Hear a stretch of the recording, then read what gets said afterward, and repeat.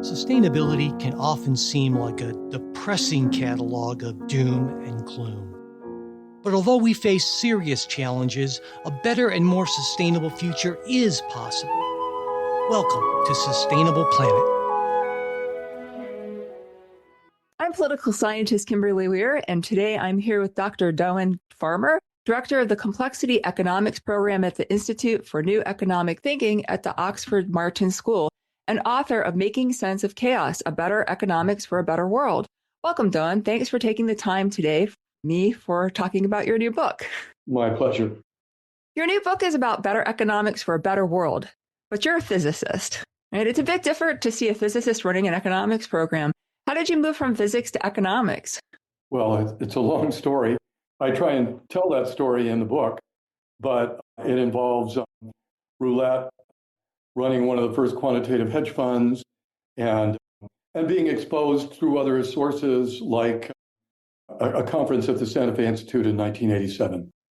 And it is a really fascinating book, and your history is just really quite fascinating. And it really does help to explain how it is that you ended up in a very interdisciplinary program and creating a very interdisciplinary program, and why physics is so important for informing what's going on with the global economy, and especially what we're here to talk about today with climate change. And so could you talk, just because it's really so fascinating, your interest in how your interest in roulette ended up sort of even for the point of actually thinking about trading in your career as a physicist for this. So could you talk a little bit about that?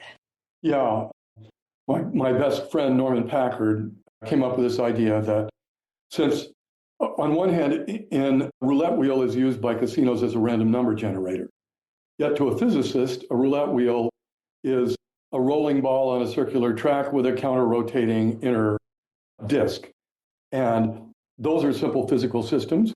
And furthermore, there's about 15 seconds that elapses between when the croupier releases the ball and when he or she closes the bets. So there's a time interval in there. And according to Newton's laws, if you know the position and velocity of something and the forces acting on it, you can predict its motion. So that was the basis of our scheme.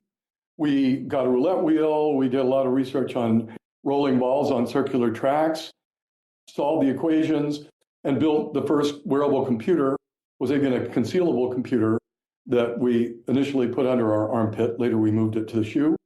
And so we would click as the ball went past a reference point to gather the velocity and position, and then the computer would make a prediction of where the ball was going to end up, and we would place bets before they were closed. And you were pretty good with it, considering the variables like the ball can still jump at the last second, yeah? Yeah. I guess millisecond. The ball jumps, and that randomizes things, but not completely. There's still a shadow that it rarely lands on. So we beat the house at a pretty comfortable margin, about 20%. We didn't get rich because, well, we had a lot of technical failures. We kind of foolishly, as graduate students, started with a very low bank. But then as we got to higher stakes, we got nervous because they would always zero in on us. And there were very credible stories about people getting taken in the back room and beaten up. So we weren't too keen on that idea. Yeah, why not? We didn't get rich. It was fun. But it was just this, it was this thing just begging to be solved, though, right? This problem just begging to be solved. And I could see why, as with an inquisitive mind, and the intellectual curiosity could just drive you in that direction. Yeah, it did. And it also made me think about prediction. Why is a roulette wheel difficult to predict? How can you use it as a random number generator? And so when I went back to graduate school, both Norman and I began focusing on trying to understand what's now called chaos and how that could be identified in experimental situations. Yeah, and you and your people you were working with were so far ahead of your time. I mean, like the toes in the, using your toes to do these things at the roulette wheel with your computers that you had developed, you were wearing in your clothing, right? And that you were so far ahead of your time. You were just waiting for this computational power to catch up. You knew it eventually would, right? And now that the computer technology has caught up, how has this helped you to work in chaos theory? Well, I'm not working on roulette wheels anymore, but it helped us beat the stock market. And in what I'm doing now, it helps us understand and predict the economy more generally and for more public welfare oriented purposes. And that's good for the public welfare and your kneecaps too. That's right. You've helped to develop the whole field of complexity economics. How does this differ from traditional approaches to explaining and predicting global economics?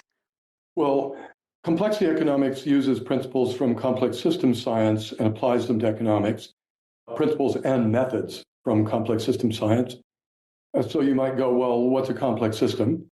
A complex system is one that has what we would call emergent behavior. That is where the building blocks, when they start interacting with each other, do things that would not be obvious from just looking at the building blocks themselves.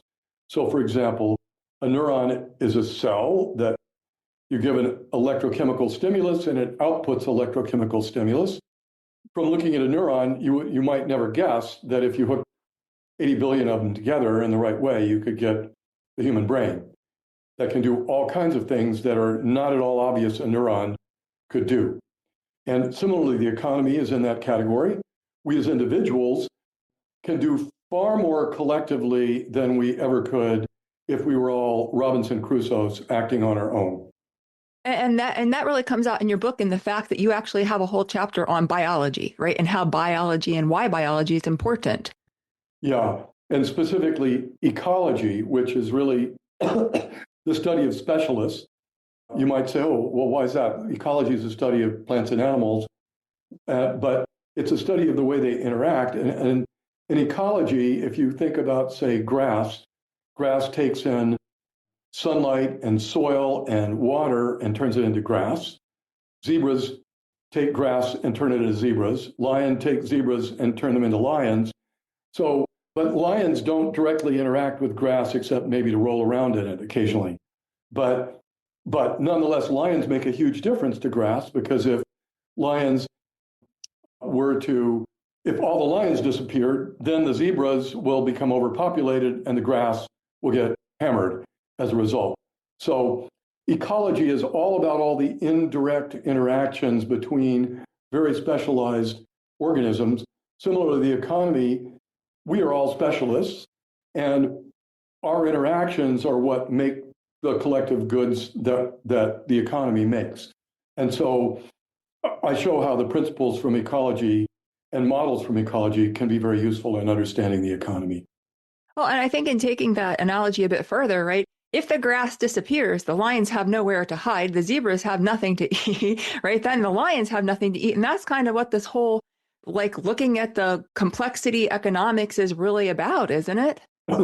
Well, it's certainly about trying to understand those indirect interactions, and for climate, trying to understand how can we navigate our way towards a net zero economy in the smoothest, fastest way possible. And traditional economics relies really heavily on the principle that people are rational actors, and so that they make these rational decisions, right? I definitely after reading your book, you have a real problem with this starting assumption. I know why I do. Why do you? Well, let me first say that economists have realized what you said, and there's a whole branch of economics called behavioral economics. But the problem is it's not well integrated into economic theory. And so the models that central banks and treasury departments use to manage the economy are still by and large based on rational expectations, or they're what are called econometric models that just take the data and fit functions to the data. But there's not a good fusion there. And one of the things I argue is that complexity economics is the right way to incorporate behavioral economics knowledge into models that can be useful for things like managing the economy. And it seems like that has, like you mentioned, sort of been largely been sitting in the periphery of what goes on in economic modeling and what actually plays out in the real world. That's right. You know, the ideas date back to 1960s, and a fellow named Herb Simon, who's one of the, inspirational figures in complexity economics. But back in his day, it was much harder to do what we can do now. Computers were a billionth as powerful as they are now. There was vastly less data, less knowledge about psychology. It was a much harder program. So economists went a different direction. But I'm arguing the time is to really revisit that decision and put a major effort into complexity economics, which with better computers, better data, better techniques, better understanding of psychology, we can really now do a good job. We have the tools we need. The time is right. And bringing that human element in is something that needs to be accounted for. And it was a lot. I mean, it's still difficult with the qualitative sort of aspect of human behavior, but maybe now with computers a little bit more quantifiable. Yeah, I mean, economists have been working hard to quantify what the economy does for a long time. The earliest examples, excuse me, the earliest examples date back to the 1700s. World War II really stimulated measuring what the economy did much better. But the focus has been on making measurements that can be reduced to aggregate quantities like the GDP, the unemployment rate, things like that. Whereas the data we want is actually much more down at the level of individual human beings and understanding diversity, being able to model diversity, being able to model the inequality, and really understand how to make things like inequality better, because we have models that really model the economy from the bottom up. We simulate the economy, we simulate what individual households do, and what individual firms do, and how they interact with each other. And that's really, I mean, looking at so many variables is what had been problematic about not having the computational power you needed before, right? That we look at human behavior and we look at human decision making, and then you add in all of those other variables that are those working parts. And this was a lot about what you talk about with the principle of verisimilitude, yeah? Yeah, so the idea of verisimilitude is that if you're going to make a model of something, the model should reflect the principles by which it actually operates. And all too often, economics models are justified using what are called as-if arguments. This phrase goes back to Milton Friedman, who said, real professional pool players may not understand the laws of physics, but they play pool as if they did. And, he has a point that maybe you can just say to some extent they play pool perfectly, but obviously they don't really play pool perfectly, because if they did, it would be an uninteresting game. Two perfect players would both play their perfect games. And whereas in reality, it's those errors that is what a pool contest is all about. Similarly, I try and argue in the book that our imperfections as thinkers, our bounded rationality, as we call it in economics, our bounded rationality plays a very important role in what the economy does, and in particular in how the economy malfunctions.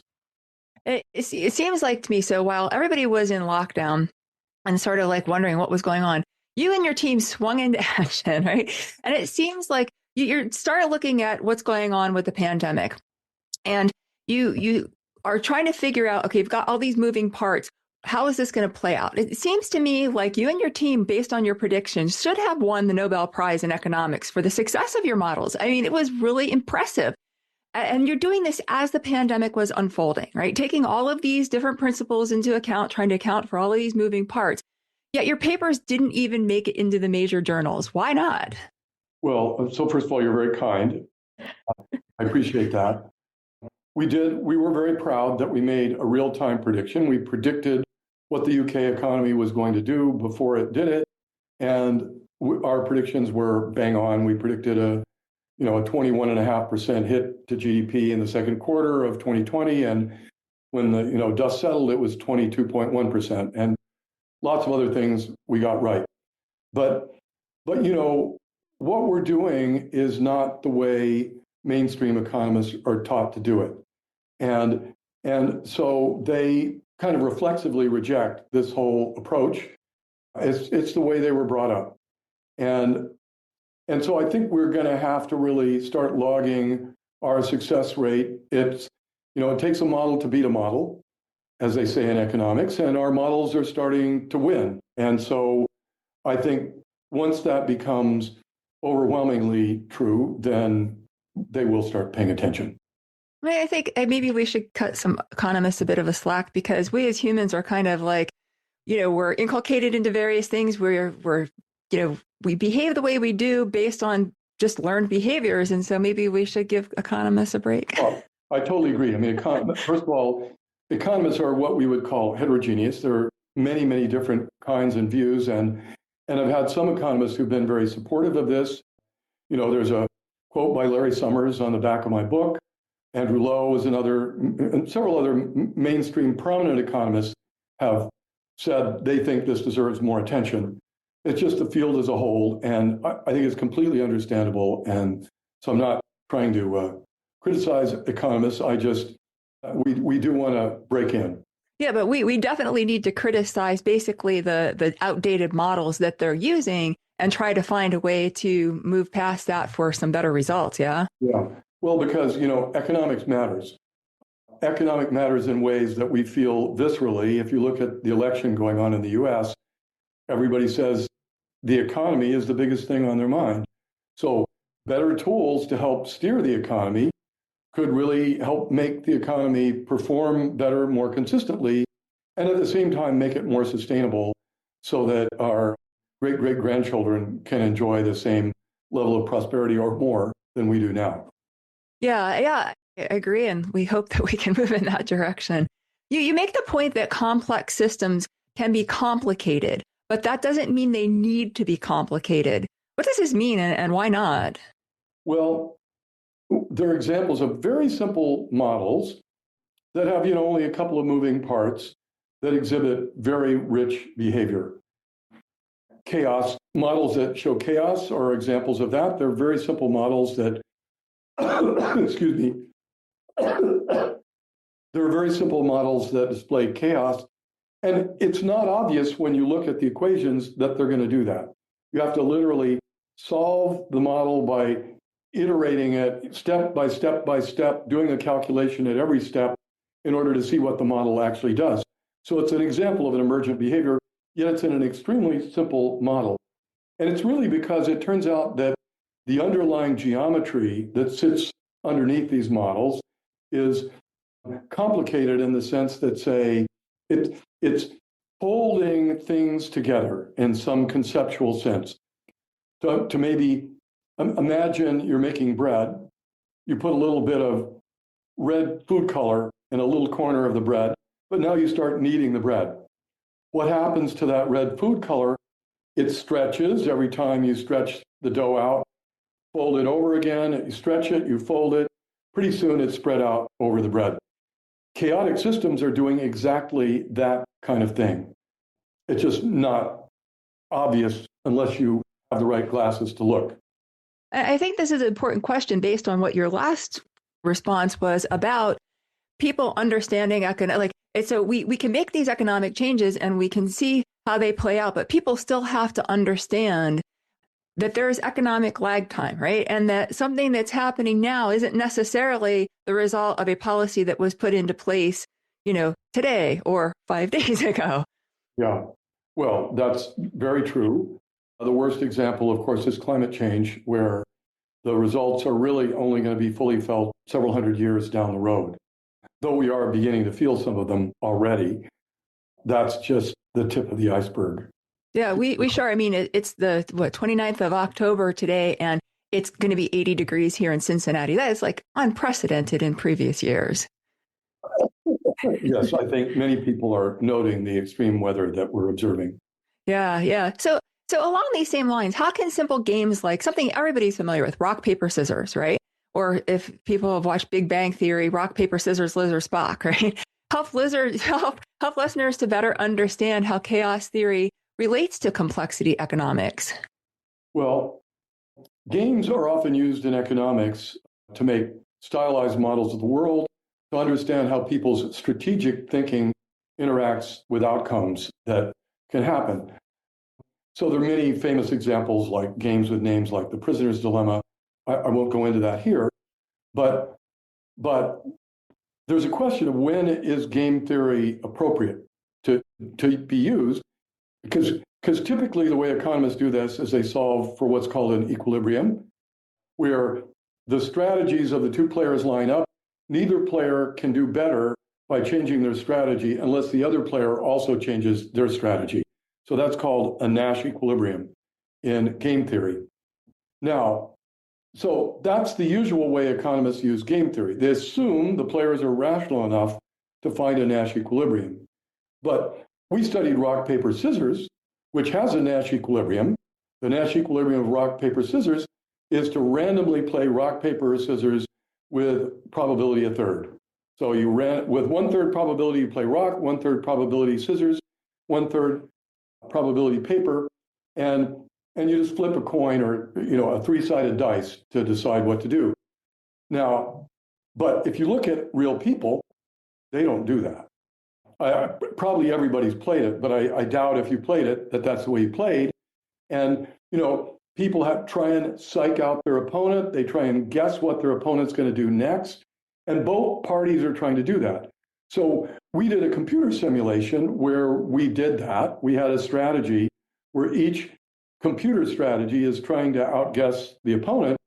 And what we saw is under certain conditions, we got, in fact, frequently, we got chaos in the sense that rather than settling down to a Nash equilibrium, the strategies would wander around. For a while, one player would play rock more frequently, and then the other player might start playing paper. So then they would start playing scissors. And so, and even thinking at 2 steps ahead, but things didn't settle down. Now, that's a kind of metaphorical example for how in the real world, when we look at economies, we shouldn't expect them to settle into equilibria. We should expect that in many situations, things are going to change spontaneously. And so we see that with things called business cycles. We saw it in, the financial crisis of 2008, where, excuse me. We saw it in the financial crisis of 2008, where, the economy spontaneously screwed itself up. And so we're trying to understand, when does the economy do that? And we think we have the methods we use have an edge over conventional methods for answering those kind of questions. And like you mentioned, that economists, big, well-known mainstream economists like Larry Summers, endorse what you're trying to do. And this is something that trying to get that appeal is something that will be beneficial breaking through. And along those same lines, one of the other blurbs on your book, right? How cool that you, a physicist doing economics, has a blurb by a musician criticizing traditional economics on your jacket cover. I thought that was really cool. And the way you do the work you do with complexity economics pushes the same sort of boundaries in the way that Brian Eno's ambient music really challenged conventional musical composition. And if anybody's not familiar with Brian Eno, you should go check out some of his music, right? Post-Roxy music years. And so how does your approach to predicting how the global economy works, and by extension, how these economic variables affect climate change, really differ from what economists traditionally do? Yeah, well, let me first just comment a little bit about Brian, who I'm lucky enough to know a little bit. He's remarkable, and he's a musician, but also a real intellectual. And part of the reason I wanted to have that on the back is just to show that I really did try and write the book so that normal people could understand what's in it. But for climate, well, I mean, the climate transition is one of the biggest transitions the economy is going to make. Maybe not as big as the Industrial Revolution, but it's big. And it's really going to change many things about the way the economy works, because we have to change the way we supply it with energy, and the economy doesn't run without energy. So furthermore, we need to make this transition quickly. Conventional wisdom is, that's really hard. It's going to cost us a lot of money. So maybe you should do it. Everybody tries to pass the buck. But part of what we showed just by looking at data about technological change, we looked at lots of other technological transformations. And we saw that, well, actually, many technologies, some technologies, special technologies, decrease in cost through time.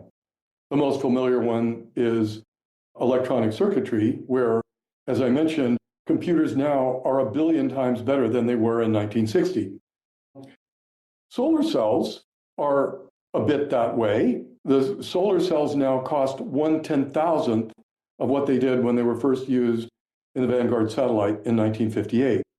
Fossil fuels, in contrast, cost essentially the same that they did 100 years ago. That is, once you adjust for inflation, prices haven't really changed very much in a century. And that's true for oil, coal, and gas. So technologies are really different from each other. And by studying these histories and developing methods for predicting that we can show work pretty well, and we can measure how well they work, we know in advance how well we expect them to work, that actually the energy transition is not going to cost us anything. In fact, it's going to save us money.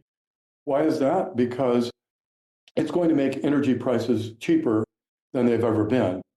Furthermore, if we look at the rate at which technologies are being deployed, the rates are on course to make most of the energy transition happen in 20 to 25 years. And that seems really surprising, out of phase with what other people are saying. It's because people aren't thinking exponentially. The change is exponential, and solar energy is increasing on average at about 30% per year. And at that rate, we get there in 20 years or less. And so we think things are going to happen more quickly than people realize, and that's going to be a great economic boom. And this is really the fast transition forecast that you're talking about, right? And how this proves that to be more efficient and better at actually promoting longer term savings. How is this so different from what the World Energy Model has been saying, and why that's been so wrong? Well, the World Energy Model made by the IEA first of all, nobody knows exactly what's in that model. They don't make that public. Secondly, it's complicated. They rely a lot on expert forecasts, but experts are biased and prone to being wrong, frankly, whereas our forecasts are based on historical data, which has a better and more reliable track record. And our forecasts are built on things that we've extensively tested, whereas they've never tested their model. They just make the forecasts. And, well, actually, I'll back up. They have tested their model, and it failed quite miserably. But they didn't organize a test before they made the predictions. They just have been making predictions for 30 years, and those predictions have systematically predicted that renewables like solar energy were going to be much more expensive than they became, that they were going to be deployed much more slowly than they were deployed, and they've made that mistake every year for the last 20 or 30 years. They are finally actually correcting that. Their new models have changed, and I think we sort of helped poke them to make that happen. It was really frustrating reading that in the book, just what you go through and talk about with just how wrong they can be for so long. And so it's good. I mean, this demonstrates that the work that you're doing is actually starting to really make a difference and have an impact on the decision makers who need to be considering these variables. Yeah. I hope so. Yeah. So it was interesting. You created this climate policy laboratory. And I think it's really sort of an interesting in what you've envisioned will go a long way to really help decision makers get a grasp on how policies can impact the environment, like with the IEA. Could you talk a little bit about what led you to develop this laboratory? Yeah, I mean, we want to model the whole economy, but modeling the whole economy at one big go is too ambitious. So we broke the problem up into pieces. And one of them we've just been discussing, modeling what the energy sector is going to do. Another one is understanding production networks, supply chains. How are they hooked together? How do they work? How robust are they? Questions like that. Another is understanding labor flows. We have a model of occupational labor that was built by my ex-graduate student, Maria del Rio Chanona, where we look at 450 occupations and make predictions for how people will diffuse between those occupations. Because during the energy transition, we're going to be retiring fossil fuels and we're going to be building renewables, and we need to find something to do with the workers that used to work in fossil fuels, and we're going to need to find the labor we need to build the renewables and maintain them. Now, the best solution typically is not to just take the fossil fuel workers and have them work in renewable energy. The skill sets are different. The geographic locations are often different. So instead, there's a complicated network, and people change occupations. It's frequent that people change occupations. So we've studied how often that happens, how workers diffuse between occupations, and how you indirectly fill the hole by having workers diffuse from, as fossil fuel workers are removed, they go into other places in the workforce. Renewables pull workers out of other parts of the workforce, and the workforce kind of equilibrates itself through time. So that's another example of a piece of that. We're trying to model financial flows. We're trying to model how government policies affect all of this. And ultimately, we're not doing this yet, but we'd really like to model land use and agriculture. So we're modeling each part separately and then trying to put the pieces together once the models have been developed and they're tuned and we know that they're pretty good. Of course, because of course, in the end, we have to understand the interactions between all of these. If renewable energy plants can't find the workers they need, then the transition will be slowed down. So you really have to put the pieces together. That's one of the issues with sustainability, I think, that oftentimes gets left out, is the fact that people are part of this equation, and that if people's lives and livelihoods are at risk, then that's going to have an impact on the extent to which any government can make any policies and carry out any policies. They can implement, they can say they're going to implement whatever they want to, but actually effectively carrying them out is going to be very challenging if people have lost their livelihood and now suddenly they're worrying about what their job is going to be, or they're displaced off of their land for whatever reason. And I think that a lot of times is part of the sustainability issue that kind of gets ignored. And I think that the modeling you're doing is something that actually takes this into account and says, well, what's going to happen to these people? And what impact then is this going to have? And I think that I always think of the European Union, right? Because they're sort of at the forefront, not sort of, but at the forefront, more or less, of climate change policies. But they get so much domestic backlash from these policies that they're trying to implement. And so how can your modeling help these policymakers help convince people that these economic changes are going to be worth their while, despite the short-term economic trade-offs? Well, partly we're trying to help people see the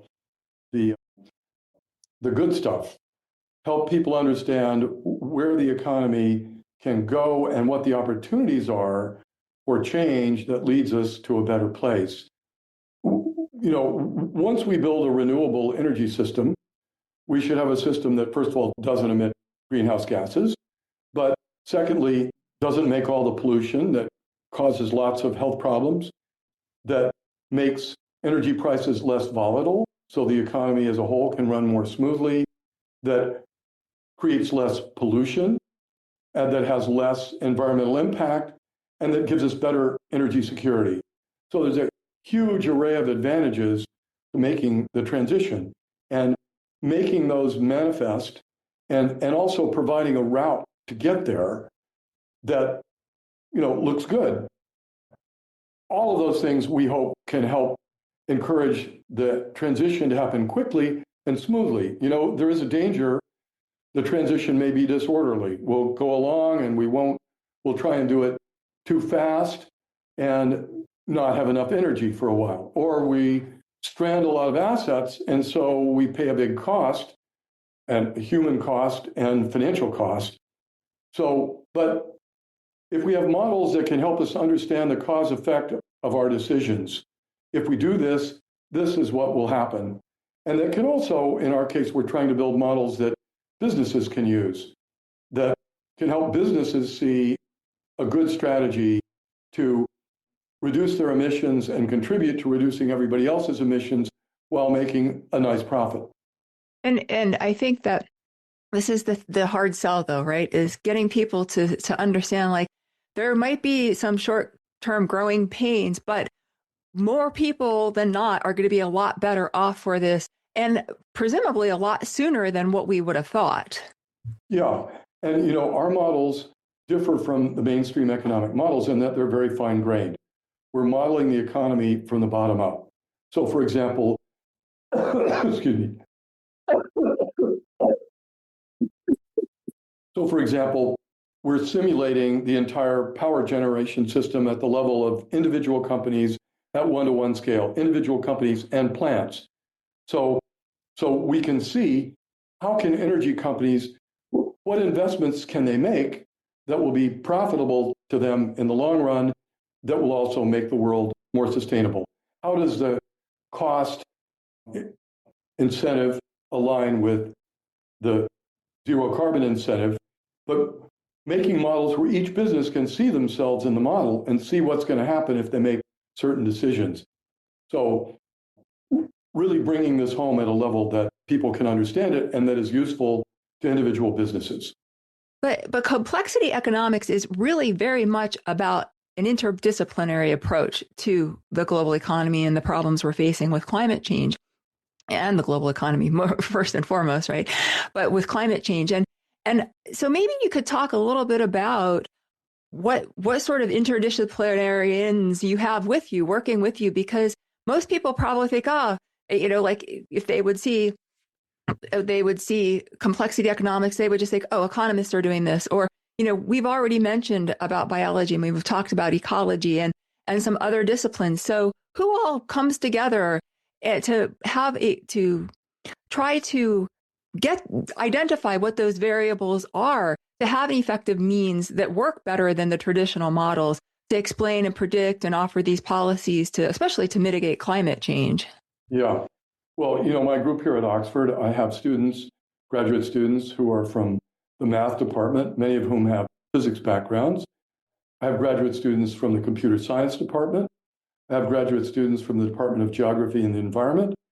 And I even just had a graduate student who was in the economics department. So we're drawing from people from all over because to solve a hard problem, you need complementary skills. And so we try and bring those together. Have somebody who's good at the computer part, somebody who's good at the math part, somebody who's good at the domain knowledge of the problem, and have teams that can each contribute by doing their part well. And so I really got the sense that in the end, this climate policy laboratory that you created is really just sort of a reflection of how your personal experiences and interests over the course of your lifetime have sort of culminated in this thing that you created. So would you agree? I mean, well, I have to say, when I wrote the book, I started out feeling like, oh, my life is a chaotic jumble of things. I did this, I did that. But somehow when I was writing the book, I realized actually it kind of fits together. I never would have known, I certainly didn't know where I was going when I was 30. I had no idea I would end up working on economics then. But when I look with hindsight, it actually all kind of makes sense. It's like I was training for what I'm doing now as I did the things I did then. I think that's the really interesting thing about maybe for people who write annual self-reviews, right, for review, or in writing a book, you kind of have that, end up with that sort of autobiographical self-reflection of, wow, you could sort of maybe get a better sense of seeing how it all fits together. And I think that's really sort of indicative of what chaos theory is about, is that it's not just all these random things that are going on that make no sense, but there are actually some things that make sense behind it. Yeah. Yeah, definitely. And, as we get better at doing science, we better understand the cause-effect relationships that govern the world. And that allows us to make better decisions. And economics is a fascinating field because it's a really hard problem and we haven't cracked it. There's so many things that we still need to understand. And good economists will agree with me on that point. It's tough. Economics is harder than physics because people can think, and people are at the base. That's what economics is all about, is people, and how through their interactions, they can create things that are good for everybody. And so, as if we can get a better understanding of that, we can guide the economy toward a better place. And you've got now the evidence to back up what you've been doing to demonstrate that what you're modeling actually is effective and that has much better predictive results than what's been used traditionally. And so, sorry. At least in some examples, I don't oversell it. We're very much working hard to make our models better and better. But there are a few domains like understanding supply chain shocks where our models work very clearly better than the standard models. But even this information could be much more useful to governments and businesses and agencies who are making these economic decisions. Some of them are in fact relying on your work, and they're even, but they're fringe. So how hard is it? Like, how do you break into the mainstream? How do you get that through to get more people sort of on board? Because the more people who are doing the sorts of modeling and thinking the way you are, that's also going to help improve, right? And advance us more quickly, huh? Yeah. We have, I would say there's about 8 central banks in Europe now that are using a version of the agent-based model for housing markets that we created now more than a decade ago. The Bank of Canada uses a macro model that's designed along complexity economics lines. The Bank of Italy is developing one. We're in discussions with the Bank of England about perhaps them using one. So there is some acceptance in the policy realm, but we're also trying to do this in the commercial realm. We've started a company called Macrocosm, whose goal is to scale up complexity economic solutions, reduce them to practice, so that we can really help people who need economic advice in a more practical way than we can writing academic papers. And so far, so good, where we seem to be getting a lot of attention and interest, and I'm optimistic that it will succeed and help us fund scaling these models up so they can really be helpful for everybody. And so you've got central banks working on this. Maybe you get the Federal Reserve on board sometime soon. And you've got businesses now, and you've started a business that are to this end. It seems to me the most effective way to appeal to people is really through saying what their economic benefits are going to be. So how do we communicate this? It seems so difficult to communicate how the work that you're doing, even to these governments and businesses. It seems that it's difficult for you to communicate to that complexity economics can translate to real economic benefits. And how do we especially get the average person on board with this, especially when it comes to mitigating climate change? Because like you said, these are things that this isn't like, oh, well, it's going to be, 50, 100 years from now, and I might not even be around. And, I don't have kids, so I don't care, whatever happens. Or, yeah, it's going to be my great-great-grandkids, and they'll figure it out. A lot of people put a lot of stock in technology is going to figure out what our problems are, and we're going to all be saved. But what the sorts of modeling you're doing demonstrates that this isn't something that needs to be, oh, we'll push it off into the future. We can have real results much sooner, and we ourselves can have a much better quality lives for this. So how do we communicate this? How do you communicate this to get this point across? Well, we're having this podcast. I hope we'll communicate that. And that's really was my motivation for writing the book.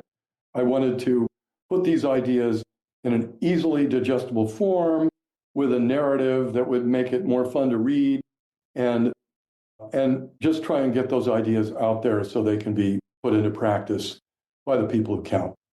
And I would encourage everyone to pick up a copy of Making Sense of Chaos that Don has written, because it is really fun and interesting to read. And he makes them, I'm not a math person at all, and makes the math. I really enjoy theoretical physics, but I am not a math person, so I struggle with that bit.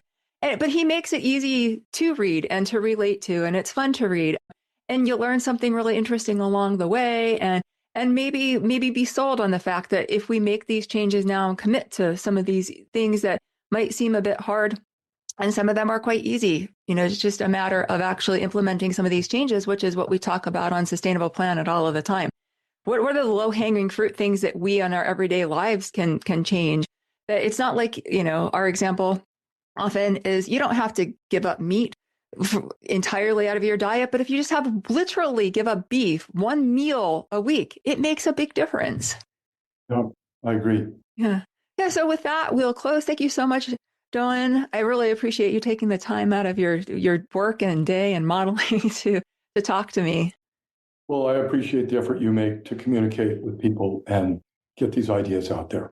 Thank you. If you enjoyed my interview with Doan, or even if you didn't, let me know by email at splanetpod@gmail.com or on Facebook, Instagram, X, LinkedIn, and YouTube. You'll find these links in our show notes and on our website, splanetpod.com. We'd really appreciate if you'd rate and review Sustainable Planet on your podcast app. It only takes a minute and would really help us out. Thanks for listening and have a sustainable day.